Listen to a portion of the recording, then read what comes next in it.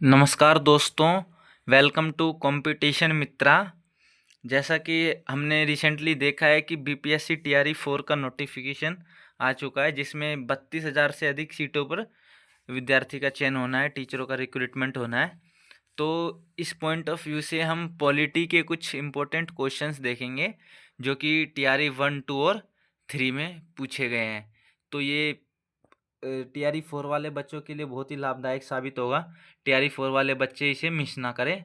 ये सारे PYQ questions है, देख लो। जैसे बीपीएससी टीआरई 3 में आया हुआ है, नीचे वाला टीआरई 2 में आया हुआ है। इसी पॉइंट ऑफ व्यू से टीआरई 1, 2, 3 के ही क्वेश्चन है सारे। तो स्टार्ट करते हैं हम क्वेश्चन नंबर 1 से। पहला क्वेश्चन है, which article of the Indian constitution abolishes untouchability. भारतीय संविधान का कौन सा अनुच्छेद अस्पृश्यता का उन्मूलन करता है?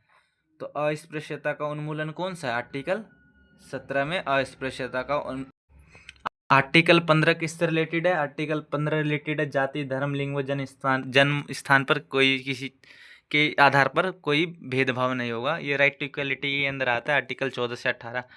तो 14 में आता है राइट टू इक्वलिटी वाले में, इक्वलिटी बिफोर लॉ और इक्वल प्रोटेक्शन ऑफ लॉ। 15 में आता है जाति, धर्म, लिंग वाला। 16 में आता है पब्लिक एम्प्लॉयमेंट में। 17 में आता है एबोलिशन ऑफ अनटचेबिलिटी और 18 में आता है एबोलिशन ऑफ टाइटल्स। तो ये ध्यान रखना है। क्वेश्चन नंबर 2 है, भारत में मौन की स्वतंत्रता, जो फ्रीडम ऑफ साइलेंस है, ये किस में आता है? ये फंडामेंटल राइट में ही आता है।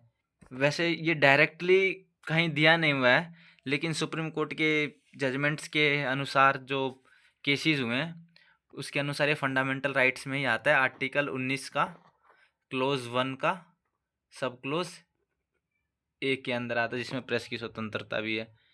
ध्यान रखना है। Next question number 3। Question number 3 है, विच of the following is correct about the fundamental rights in India. Bharat में मौलिक अधिकारों के संबंध में कौन सा कथन सही है? पहला है, संवैधानिक सर्वोच्चता और विधायिका के अधिकार के बीच संतुलन स्थापित करते हैं। ये बिल्कुल सही स्टेटमेंट है कि संवैधानिक सर्वोच्चता और विधायिका के अधिकार के बीच संतुलन बनाए रखते हैं, बैलेंस रखते हैं। बी ऑप्शन है, वे लोगों के अधिकारों और राष्ट्रीय सुरक्षा के बीच संतुलन स्थापित करते हैं। ये भी ठीक है कि जो पीपल्स के राइट्स हैं और जो नेशनल सिक्योरिटी है, इनके बीच बैलेंस बना। तीसरा पॉइंट है, वे राजनीतिक, कानूनी और सामाजिक समानता को बढ़ावा देते हैं। तो इसमें ऑल ऑफ द अबव जो राइट आंसर हो जाएगा, तीनों सही हैं इसके। नेक्स्ट क्वेश्चन नंबर हम 4 देखते हैं। क्वेश्चन नंबर 4 क्या है? Freedom of press in India is available to the people because. Bharat में प्रेस की स्वतंत्रता लोगों को प्राप्त है। अब ये ऑप्शन है, पहला है, यह संसद के एक अलग कानून द्वारा प्रदान की गई। ये तो ऐसा तो कुछ है नहीं। दूसरा है, इसका संविधान में अलग से उल्लेख है। संविधान में भी कोई अलग से उल्लेख नहीं है। ये वाक एवं अभिव्यक्ति की स्वतंत्रता में निहित है। It is implied in the right of freedom of speech and expression. तो ये तीसरा जो हो जाएगा, ये राइट आंसर हो जाएगा। जो आर्टिकल 19 का क्लोज 1 का सब क्लोज ए है, उसके अंदर ही है। और चौथा है, it is a legal right only. नहीं, ये लीगल राइट नहीं है, फंडामेंटल राइट में ही आता है। नेक्स्ट हम देखते हैं, क्वेश्चन नंबर 5 है हमारे पास। Which of the following can a court issue for enforcement of a fundamental rights. मौलिक अधिकारों के प्रवर्तन के लिए जो फंडामेंटल राइट्स एनफोर्स किए जाते हैं, न्यायालय निम्नलिखित में से क्या जारी कर सकता है? तो ये न्यायालय रिट जारी करता है। और आपको पता होना चाहिए कि आर्टिकल 32 के तहत सुप्रीम कोर्ट 5 प्रकार की रिट जारी करता है और हाई कोर्ट आर्टिकल 226 के तहत 5 प्रकार के रिट जारी करता है। तो इसमें ध्यान रखना है कौन कौन से हैं। पहला है बंदी प्रत्यक्षीकरण, दूसरा है मैंडेमस, तीसरा है कोवरेंटो, चौथा है सर्ट्योरेरी और पांचवा है प्रोहिबिशन। तो वही हिंदी में हिंदी इंग्लिश देख लेना जो भी हो। हाबियस कॉर्पस, मैंडेमस, कोवरेंटो, प्रोहिबिशन और सर्ट्योरेरी। नेक्स्ट क्वेश्चन नंबर 6 में आते हैं हम। नेक्स्ट क्वेश्चन नंबर है 6 है। इसमें पूछा गया है कि संविधान संशोधन ने न्यायपालिका को संसद के अधीन करने का प्रयास किया था। तो ये आपको पता है कि 42वां संविधान संशोधन जो 1976 में हुआ था, इसके तहत ही न्यायपालिका को संसद के अधीन करने का प्रयास किया गया था। और ये किसके टाइम पे हुआ था? जब भारत की प्रधानमंत्री इंदिरा गांधी थी, 1976 में। Question number 7, who was the first president of India to be elected unopposed? Bharat के प्रथम निर्विरोध निर्वाचित राष्ट्रपति कौन थे? तो नीलम संजीव रेड्डी थे, जो 1970s में बने थे। Question number 8, what is the minimum age required to become a member of the Rajya Sabha? Rajya Sabha का सदस्य बनने के लिए न्यूनतम आयु कितनी होनी चाहिए?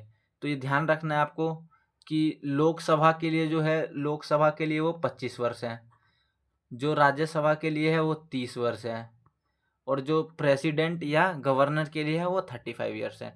तो इसमें क्या हो जाएगा? इसमें 30 years is the right answer. Next question number 9 आ जाते हैं। When was the Parliament House of India dedicated to the nation? जो भारत का नया संसद भवन बना है वो राष्ट्र को कब समर्पित किया गया था? तो ये 28 मई 2023 में किया गया था। तो ये उस टाइम का करंट का क्वेश्चन है, तो उस हिसाब से देख लेना। ये TRE 3 में आया था 2023 में जो हुआ था। नेक्स्ट क्वेश्चन है question number 10, what is the total sitting capacity of newly inaugurated parliament building?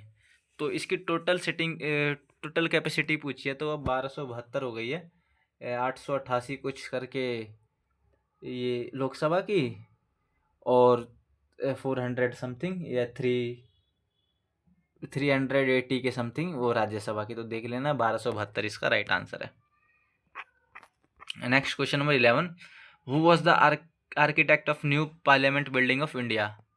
जो न्यू पार्लियामेंट बिल्डिंग बना है इसका वास्तुकार कौन? बिमल पटेल इसके वास्तुकार थे, ये ध्यान रखना है, स्टैटिक क्वेश्चन है तो। क्वेश्चन नंबर 12, ये भारत में वीवीपैट किस वर्ष अस्तित्व में आया था? सबसे पहले तो इसका ये फुल फॉर्म याद रख लेना। वीवीपैट का फुल फॉर्म क्या होता है? Voter verified paper audit trail. जब हम इलेक्शन में वोटिंग डालते हैं तो एक साइड मशीन में पर्ची कट के नीचे गिरती है और वो पर्ची स्टोर हो जाती है बॉक्स में, तो वही होता है वीवीपैट। तो ये कब शुरुआत की गई थी? इंडिया में 2013 में शुरुआत हुई है इसकी। Next question number 13, Who was the Prime Minister of India when 73rd and 74th constitutional amendments came into existence? 73वें और 74वें संविधान संशोधन के समय भारत के प्रधानमंत्री कौन थे? तो ये 73वां और 74वां संविधान संशोधन कब हुआ था? ये 1992 में हुआ था और 1993 में एग्जिस्टेंस में आया था। तो उस टाइम जो हमारे भारत के प्रधानमंत्री थे, प्राइम मिनिस्टर थे, वो PV नरसिम्हा राव थे। तो ये ध्यान रखना है, PV Narasimha Rao is the Prime Minister at the time of implementation of 73rd and 74th Constitutional Amendment Act 1992 और 1993। तो ध्यान रखना है। Next question number 14, what is the main M of district planning committees in India? Bharat में जिला योजना समितियों का मुख्य उद्देश्य क्या है? पहला ऑप्शन देखो, पहला ऑप्शन है पंचायतों और नगर पालिकाओं की योजना का एकीकरण। सही बात है कि जो डिस्ट्रिक्ट प्लानिंग कमेटी होगा वो सुपीरियर है डिस्ट्रिक्ट में, तो वो पंचायत और म्यूनसिपैलिटीज़ के प्लान्स को यूनिफिकेशन यूनिफाई करती है। दूसरा है preparation of district level plans, ये तो ठीक है, जिला स्तर की योजना तैयार करना। तीसरा है स्थानीय निकायों के बीच समन्वय, ये भी सही बात है, जो स्थानीय लोकल बॉडीज़ हैं उनके बीच कोऑर्डिनेशन बनाए रखना। तो तीनों इसके सही है, तो आंसर हो जाएगा ऑल ऑफ द अबव। तो ध्यान रखना, ये answer is all of the above. Next question number 15वां, भारत की विदेशी नागरिकता OCI योजना किस अधिनियम द्वारा शुरू की गई थी? तो जैसा कि हम जानते हैं OCI जो हुआ था वो 2005 में आया था, और इसके पीछे जो था वो लक्ष्मीलाल सिंधवी कमेटी एक बैठाई गई थी, और ये लागू तो 2005 में हुई थी, लेकिन ये एक्ट कौन सा था? ये तो 2003 का सिटीजनशिप अमेंडमेंट एक्ट 2003 वाला था। Next question number 16, which of the following is mainly assured by fraternity in the preamble of the constitution? संविधान की प्रस्तावना में बंधुता मुख्य रूप से किसकी गारंटी देता है? तो जो फ्रेटर्निटी है, जो बंधुता है, वो किससे रिलेटेड है? तो ये व्यक्ति की गरिमा और राष्ट्र की एकता और अखंडता। तो बोथ A एंड B इसका राइट आंसर हो जाएगा। Dignity of the individual, unity and integrity of the nation. Question number 17, which article provides protection against double jeopardy? तो यही है कि दोहरा दंड ना हो किसी व्यक्ति को, इसका प्रावधान किस में? आर्टिकल 20 में है। Question number 18, which of the following is fundamental duty under constitution of India. निम्नलिखित में से कौन भारतीय संविधान के अंतर्गत मौलिक कर्तव्य है। तो मौलिक कर्तव्य पूछा तो देख लो, मौलिक कर्तव्य की चर्चा किसमें, भाग 4A में है, आर्टिकल 51A में। तो पहला है भारत की एकता और अखंडता को बनाए रखना, ये तो है भाई, दिस इज राइट। दूसरा प्राकृतिक पर्यावरण की रक्षा करना, ये भी ठीक है। तीसरा है अपने बच्चों को शिक्षा का अवसर प्रदान करना, और चौथा ऑल ऑफ द अबव। तो ये सारे ही हो जाएंगे, all of the above is the right answer. जो इसमें 11 फंडामेंटल राइट्स है, जिसमें से 10 जोड़े गए थे 42वां संविधान संशोधन 1976 मिनी कॉन्स्टिट्यूशन के टाइम पे, और 11वां जोड़ा गया था 86वां संविधान संशोधन 2002 में। तो ध्यान रखना है। Next question number 19, the right to education for children between 6 and 14 year is provided under which article. 6 से 14 वर्ष के बच्चों की शिक्षा के लिए अधिकार किस अनुच्छेद के अंतर्गत है। तो ये आर्टिकल 21A में इसकी चर्चा है। तो ये याद रख लेना, 86वां संविधान संशोधन 2002 में हुआ था, उसी के तहत आर्टिकल 45 में पहले ये DPSP के अंतर्गत आता था, फिर इसे संशोधन करके आर्टिकल 21A फंडामेंटल राइट्स में ला दिया गया, मतलब मौलिक कर्तव्य में शामिल कर दिया गया आर्टिकल 21A में। Next question number 20, which article is known as right to constitutional remedies.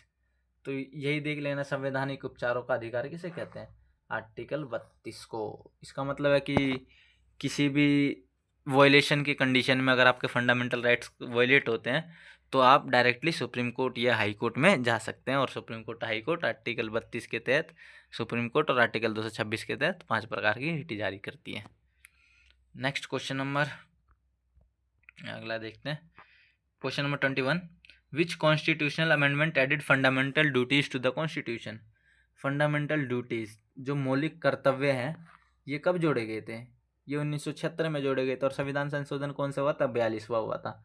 और इससे 42वें संविधान संशोधन से 10 मौलिक कर्तव्य जोड़े गए थे, और जो लास्ट वाला एक बचता है वो 86वें संविधान संशोधन से जोड़ा गया था, जो 2002 में हुआ था, जिसमें पेरेंट्सों का दायित्व बताया गया कि वो अपने बच्चों को शिक्षा प्रदान करवाए।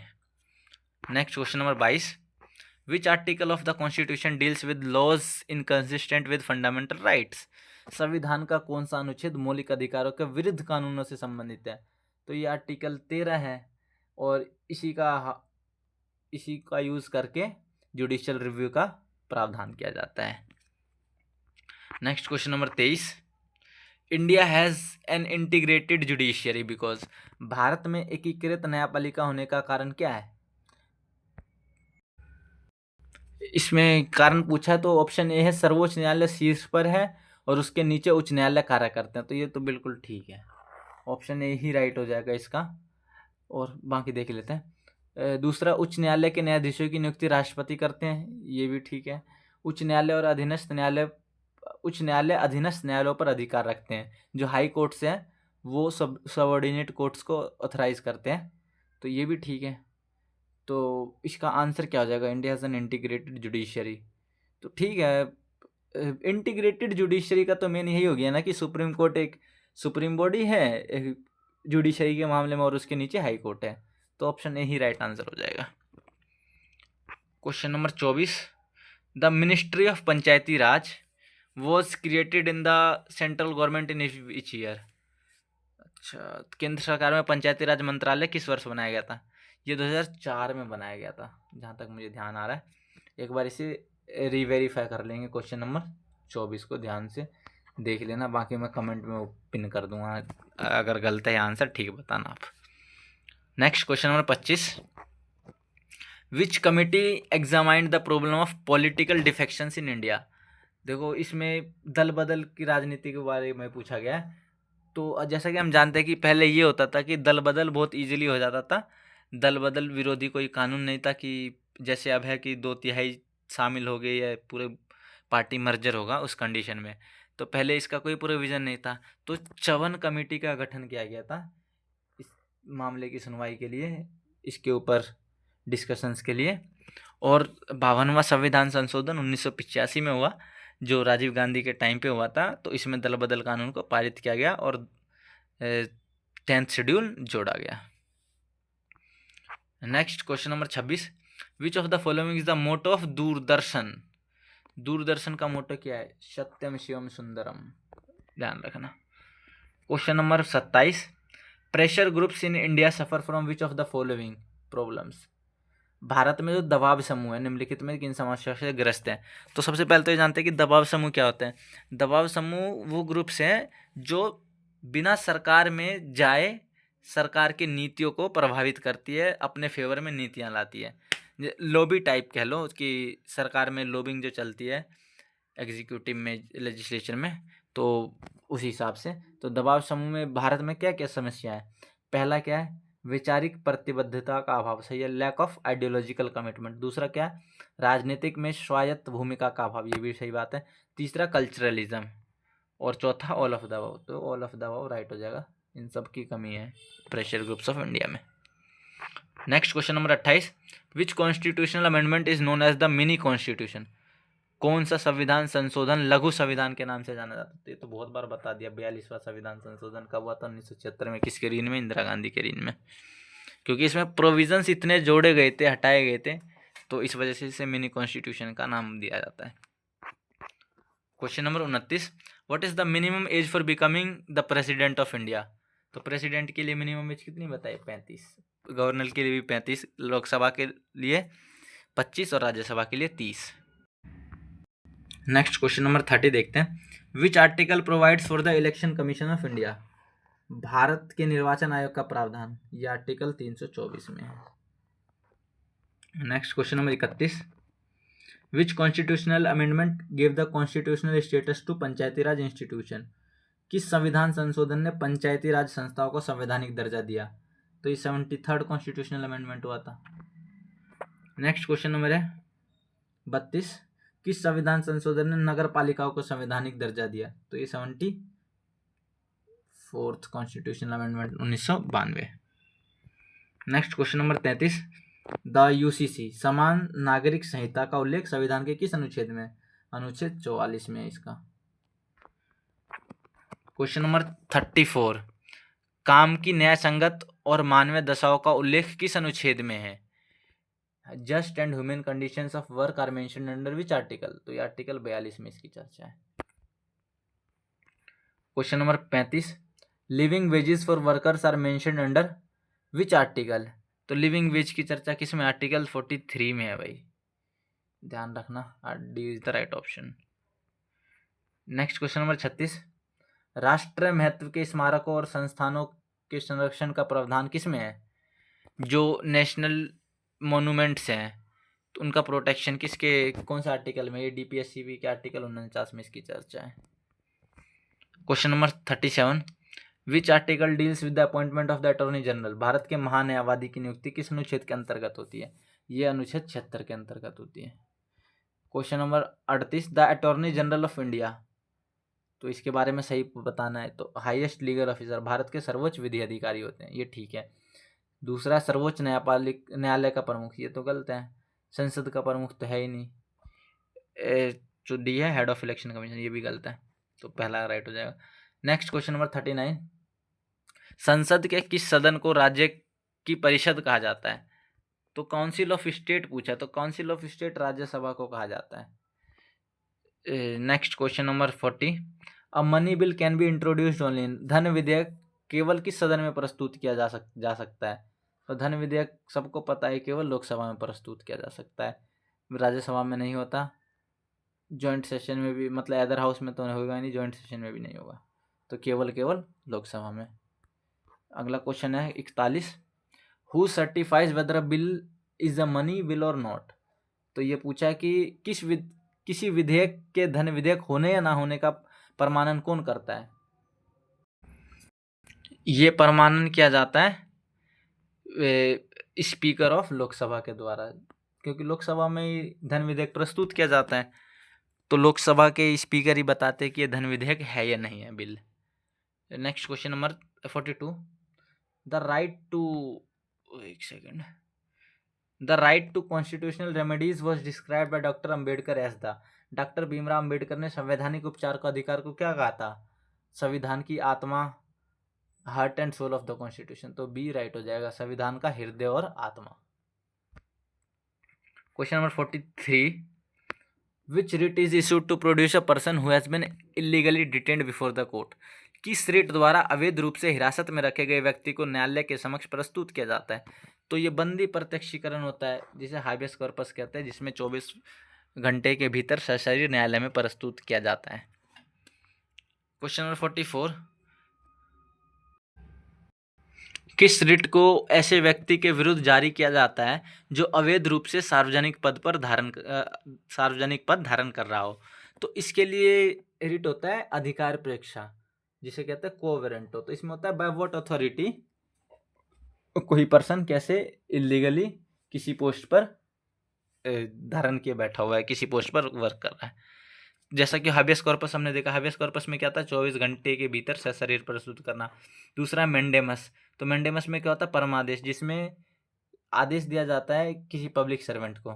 तीसरा कोवेरेंटो, इसमें पूछा जाता है बाय व्हाट अथॉरिटी। और चौथा है प्रोहिबिशन। प्रोहिबिशन में क्या होता है कि कोई अपर कोर्ट जो होता है वो सबऑर्डिनेट कोर्ट को अपने जुरिस्डिक्शन से बाहर वर्क करने के लिए रोकता है। और पांचवा होता है सर्टियोररी। सर्टियोररी में क्या होता है कि अगर लोअर कोर्ट ने कोई फैसला दे दिया है, लोअर जुडिशियल बॉडी ने कोई फैसला दे दिया है, तो उसे अपर कोर्ट पूर्ण तरह रद्द कर देता है और नए सिरे से उसकी जांच करता है। तो यही 5 रिट थे, इसी पे क्वेश्चन आ रखे हैं। Next question number 45, which writ commands a public authority to perform a public duty? कौन सी रिट किसी सार्वजनिक प्राधिकारी को सार्वजनिक कर्तव्य पूरा करने का आदेश देती है? तो ध्यान रखना, आदेश किस में दिया जाता है, तो परमादेश में ही आदेश दिया जाता है, mandamus. Next question number 46, which article empowers the Supreme Court to issue writs for enforcement of fundamental rights? मौलिक अधिकारों के प्रवर्तन के लिए सर्वोच्च न्यायालय को रिट जारी करने की शक्ति किस अनुच्छेद से मिलती है? सर्वोच्च न्यायालय पूछा है, तो सर्वोच्च न्यायालय को आर्टिकल 32 और उच्च न्यायालय को आर्टिकल 226। सुप्रीम कोर्ट आर्टिकल 32 और High Court article 226। Question number 47, which article empowers High Court to issue writs? उच्च न्यायालय पूछ लिया यहाँ पे, रिट जारी करने की शक्ति किस अनुच्छेद के अंतर्गत है? तो ये देखा हमने आर्टिकल 226 के अंतर्गत। अगला क्वेश्चन है, which constitutional amendment lowered the voting age from 21 years to 18 years? तो ये संविधान संशोधन हुआ था, 61वां संविधान संशोधन हुआ था 1988-89 में, जिसमें क्या किया गया था कि वोटिंग एज जो है वो 21 वर्ष से घटाकर 18 वर्ष कर दी गई। तो ये 61st कॉन्स्टिट्यूशनल अमेंडमेंट हुआ था। Question number 49, which constitutional amendment added the right to education as a fundamental right? Right to education को फंडामेंटल राइट में कब जोड़ा गया? तो ये 2002 में जोड़ा गया, मैंने बताया 2002 में। और ये संविधान संशोधन कौन सा हुआ था? 86th वाला, तो ध्यान रखना है। Question number 50, which of the following best describes Indian federalism? निम्नलिखित में से कौन सा भारतीय संघवाद का सबसे उपयुक्त वर्णन करता है? तो इंडियन फेडरलिज्म के बारे में पूछा है। तो इंडियन फेडरलिज्म कैसा है? देखो, कंप्लीटली फेडरल तो है नहीं और कंप्लीटली यूनिटरी भी नहीं है, ये तो गलत हो गया, ये भी गलत हो गया।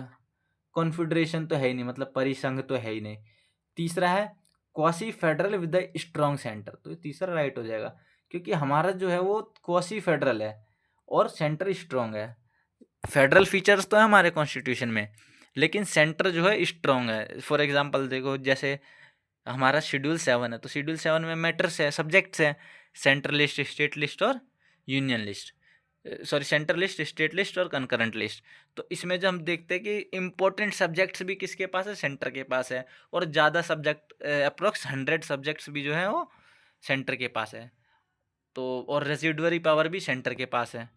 तो इसलिए कहा जाता है कि हमारा जो कंट्री है वो फेडरल तो है, लेकिन पूर्ण रूप से फेडरल नहीं है, क्योंकि सेंटर जो है इसका मजबूत है, स्ट्रॉन्ग सेंटर। तो सी इज़ द राइट आंसर। तो ये आज हमने डिस्कस किए पॉलिटी के टीआरई के प्रीवियस ईयर क्वेश्चंस, और ये 50 के 50 क्वेश्चन पीवाईक्यू से ही है, टीआरई 1, 2 और 3 से।